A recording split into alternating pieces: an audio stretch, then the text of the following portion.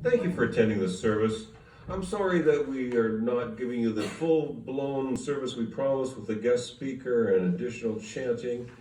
But we are, and we're going to do all 14 verses of Saya, but we cut it at 3.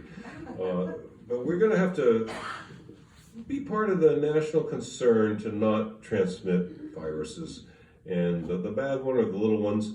So we are going to have a little bit of attenuated service, and the one thing you don't need is a long talk. Let me just remind you that Ohigan means the other shore.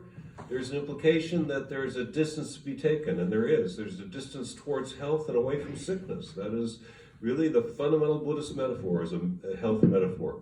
We have a number of illnesses that are bothering us, and there's nothing in this currently in our country that's spreading more rapidly than ignorance, and that our purpose is to wake up from our ignorance, to wake up to the truth, and we shall and we will. And we talk about the virtues we see in the Buddha at this time of year.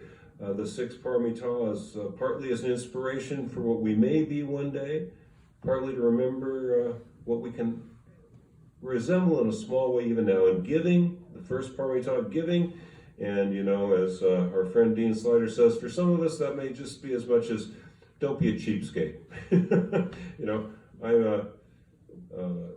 People have to give me really terrible service in a restaurant for me not to be generous at tipping. So don't be a cheapskate. Give when you can. Sheila, wholesome conduct, and we're doing that right now. This social distancing isn't normal to us, and we're known as those slap you on the back hug kind of guys. Not really. So maybe we can do this better than some. We don't have that mandatory awkward hug that they have in the Catholic churches at the services.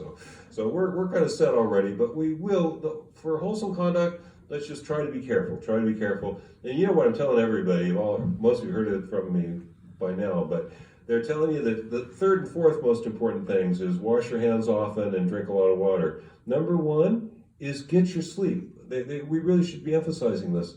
All viruses are successful when you're tired and stressed. So above all, get your sleep. Try not to stress out over little things, but can any of us do that mentally?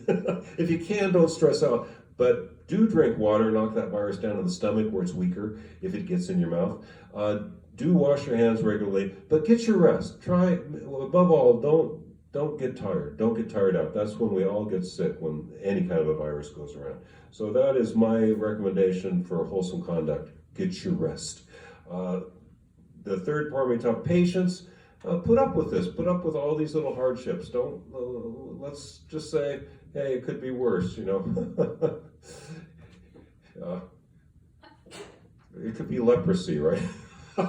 It could be leprosy that's going around. So it's just a virus. It's just life or death. We aren't going to go away a piece at a time. It's going to be okay. The fourth paramita is serious endeavor, and I'm just telling you the opposite, right? I usually tell you, for us, serious endeavor means budget your energy. Do work hard, but budget your energy. This month, I'm telling you, don't work hard. Don't work hard at anything. Really, let yourself rest. There's nothing like a rested, lazy body to be good at fighting off viruses. Do get your rest.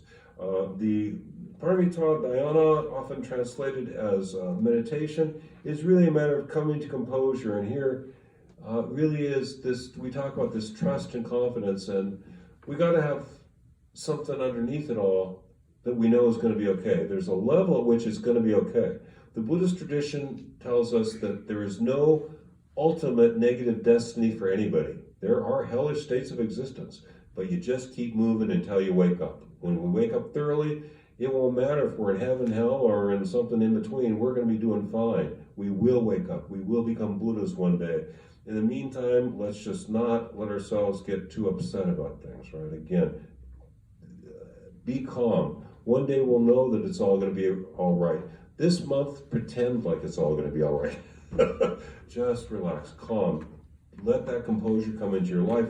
The fifth paramita, that is the fifth paramita, so the last of the paramitas, the last virtue we see in the Buddha is, of course, wisdom, insight, and the most important wisdom that we have in our tradition is to know that we're not always right, to know that we could be wrong, but not to be paralyzed. Every year I remind you, Shinran said, I don't know what is true and false the way the Buddha does. I don't know what is good and bad the way an enlightened person would. He also said, the emperor was unjust in sending my beloved teacher and I into exile, and his vassals embraced enmity and pettiness instead of justice. No one in history has ever written that about the Emperor of Japan except Shinran. Yes, he wasn't sure what's true and what's false the way an enlightened person is, but when he saw what was wrong, he spoke out against it. We must do that. It's an important election in November. You must decide who to vote for. Try not to belittle the other guy too much. Your friends, the guys your friends are voting for. Let's try to be nice to each other, but yes, we are often wrong, but we sometimes know what's right. We sometimes know what we must do, and so we must wash our hands. We must vote for someone in November. We must take care of ourselves. Be wise. Realize that we're not ignorant of all things. We're just ignorant of the big thing. What is this enlightenment? What is this light, this illumination? We'll see it one day. We're not ignorant of the fact that disease is transmitted by coughing, sneezing, and touching viruses, and we're going to be careful. Be wise how you live. I don't want to talk in any greater length. I don't want to try and make it sound better. I just want us to get on with our lives. There is reason to be confident. There is a goodness in this world that is emergent in Buddhist tradition and elsewhere. There is an awakening to goodness, to caring, to sharing, to the connection we all have with one another, and we're going to continue to move in that direction. It's going to be all right in the long run. It might not be all right this month if you aren't careful. So be careful.